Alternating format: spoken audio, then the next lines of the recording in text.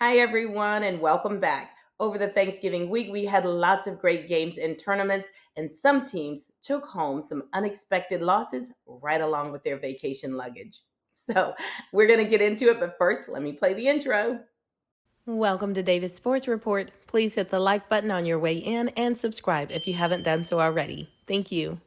Okay, so now I want to thank all of our new and existing subscribers. Last month, we got a whopping 157 new subscribers. So I want to thank you all so much.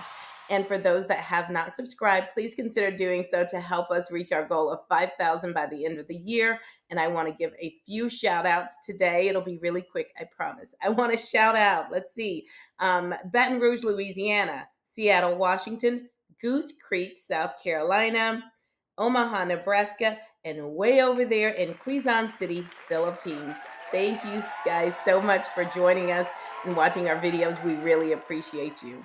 So now let's get into what happened last week and talk about the new changes in the AP polls for week 5. On Monday night, 13th ranked Duke Blue Devils took down 9th ranked Kansas State in the Ball Dogs Classic hosted in Las Vegas, Nevada, where Ashlyn Jackson and Regan Richardson had their way at the three-point line. They were unstoppable.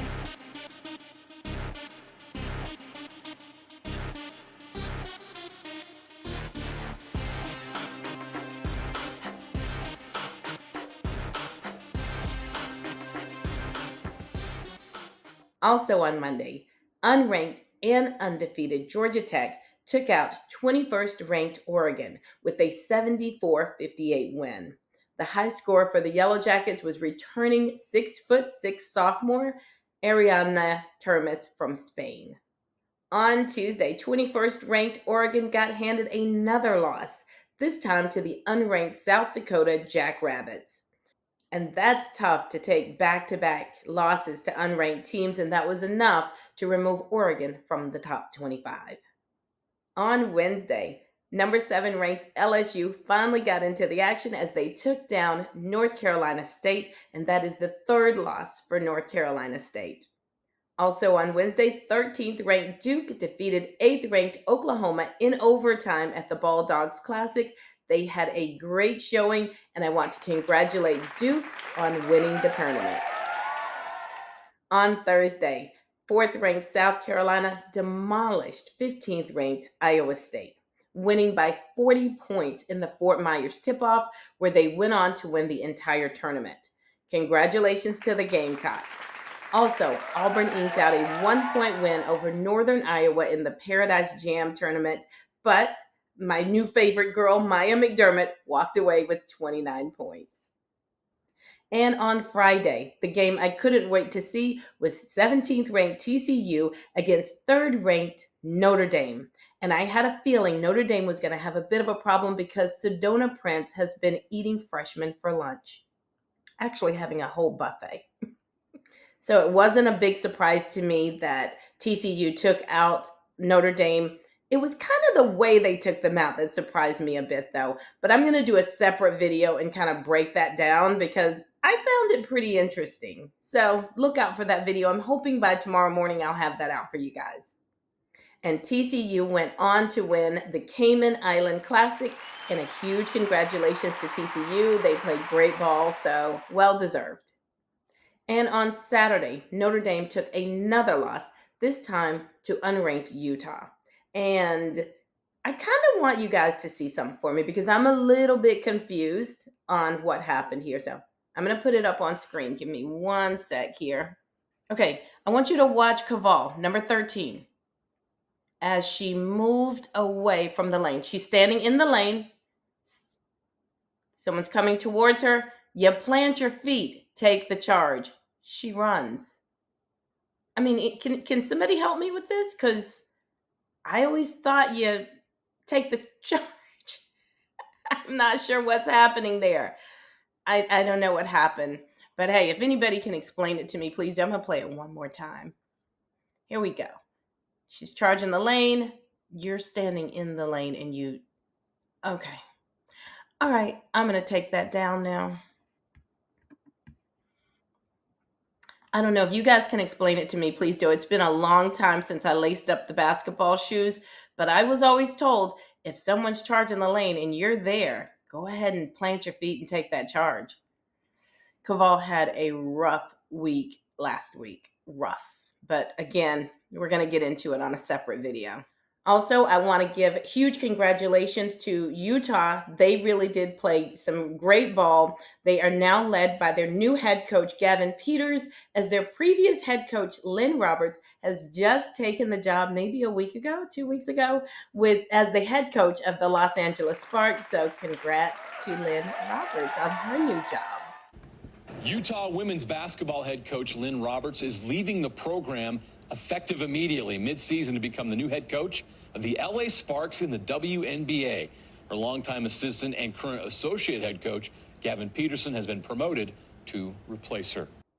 And then on Sunday, West Virginia took a close loss to number 5 ranked Texas in the Gulf Coast Showcase, with undefeated Texas taking home the championship. So congratulations to Texas.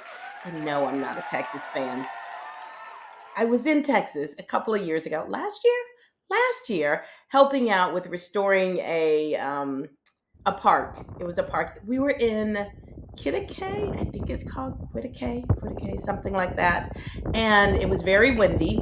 So when you're in Texas and you need a hat, you have to buy a Texas Longhorns hat, right? And today it matched my top. So I was like, you know what? I'll throw it on. I'm having a bad hair day, so.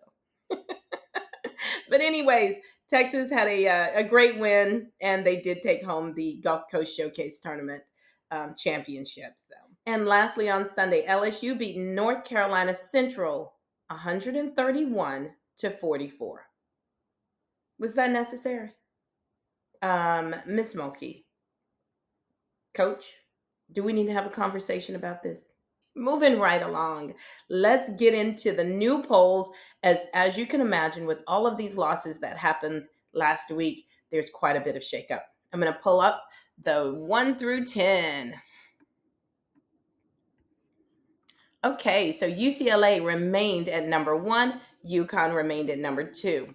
South Carolina did move up a spot. They had an impressive win. Texas moved up a spot as well. LSU finally got out of the number 7 spot and made it up to number 5. USC remained the same. Maryland moved up by 3, and now they are at number 7. Duke moved up by 5. So Duke had some very impressive play last week, so I think they deserve that. And TCU moved up a whopping 8 from number 17 to now they are in the top 10. And I am missing someone here at the bottom. I do believe it's Notre Dame at number 10. Yes, Notre Dame is now at number 10. So they had quite the tumble after their loss.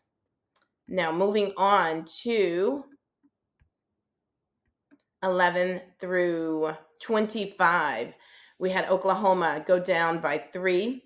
Ohio State down by 1. Kansas, who lost to Duke, went down by 4. Kentucky remained the same. West Virginia down by 3. North Carolina remained the same. Iowa Hawkeyes up by 5. Ole Miss remained the same. Alabama up by 4. Iowa State, who took that loss to South Carolina, they slid down by 5. It was a pretty bad loss, so I can see that. Illinois down by 2 now. Louisville is moving back up the chain. They are up by 2. New to the board, new to the top 25 are both Michigan teams, Michigan and Michigan State. So congratulations to you guys for making it to the top 25. And then at 25 is Nebraska. Those that fell off are North Carolina State and Oregon. Now let's go on to talk about who we're going to be watching this week. There's still a lot of good basketball coming up this week as well. So let's go ahead and get into it. Nothing really happening tonight, Monday night, or Tuesday night. Nothing big anyways.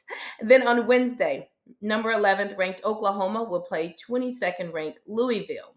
Also, unranked and undefeated Tennessee will face Florida State. And Tennessee is one of those teams that we haven't talked about a lot, mostly because their start of the year schedule wasn't very tough, but they are now going to start facing some tougher teams. After FSU, they will meet up with Lucy Olson and the 17th ranked Iowa Hawkeyes on Saturday, December 7th. Tennessee has the South Carolina transfer, Talacia Cooper, and boy, is she shining at Tennessee. averaging 19.2 points per game. Joining her is Clemson transfer Ruby Whithorn, Arkansas transfer Samara Spencer, 6'4" Z Spearman, who's from Decula, Georgia. So shout out to Decula and Buford, Georgia, and returning senior Jewel Spears. Tennessee is stacked with seasoned veterans, but we will see how they stack up against Florida State, who has their returning junior, NiyaLatson, who averaged over 20 points per game her last 2 seasons with the Seminoles, and she's not slowing down this year. She is currently averaging 26.1 points per game. Also on Wednesday is unranked Georgia Tech will face Mississippi State, who's also undefeated. So again, somebody's going to have to take home an L. On Thursday, we get some really great matchups. First off, it's going to be 14th ranked Kentucky, and they will play 16th ranked North Carolina. Kentucky is coming off a win over 19th ranked Illinois in the Music City Classic, and North Carolina only has one loss, and that was to number 2 ranked UConn. Also, 4th ranked Texas will play 10th ranked Notre Dame, and I expect that the height difference is going to be the demise of Notre Dame once again. Texas is, as I call them, the land of the big. Right now, Notre Dame only has Kate Caval. Maddie Westbeld is not back in the game yet. She is still dealing with an injury, and Kate Caval is not quite cutting it. She is, no. So I am expecting Texas to walk away with an easy win on this one. We'll also have 18th ranked Ole Miss will face off with North Carolina State, and 8th ranked Duke will face number 3 ranked South Carolina. And lastly, on Saturday is going to be number 2 UConn coming off a great win at the Baha Mar Hoops Championship in the Bahamas, and they will face 22nd ranked Louisville. Also on Sunday is 3rd ranked South Carolina versus 9th ranked TCU. Man, TCU has quite a schedule this week. This is going to be a great game, and I'm hoping that South Carolina learned a few lessons on how they defended Lauren Betts in the UCLA loss, because TCU has a dynamic big that's just as good as Lauren Betts in Sedona Prince. So, like I said, Sedona Prince has really just been, at her peak this year. She's been so good. So yeah, South Carolina, they're going to have to make a plan for her, but don't leave the lanes open. You're going to have Haley Van Lith and Maddie Connor up there at the 3-point line. So that is all that we have for you guys for this week. Thank you so much for joining. I hope you guys enjoyed your holidays. Stay warm. It's cold. It's even cold in the South right now. I don't like the winter, but it's really cold. So stay bundled. Don't catch the cold or the flu. Don't catch the flu. It's nasty. So make sure you guys are, staying bundled. And we will see you on the next one. Have a good one. Goodbye. Blooper. On Monday night, the Duke Blue Devils took down 9th ranked Kansas Wildcats. Oh, God, I can't.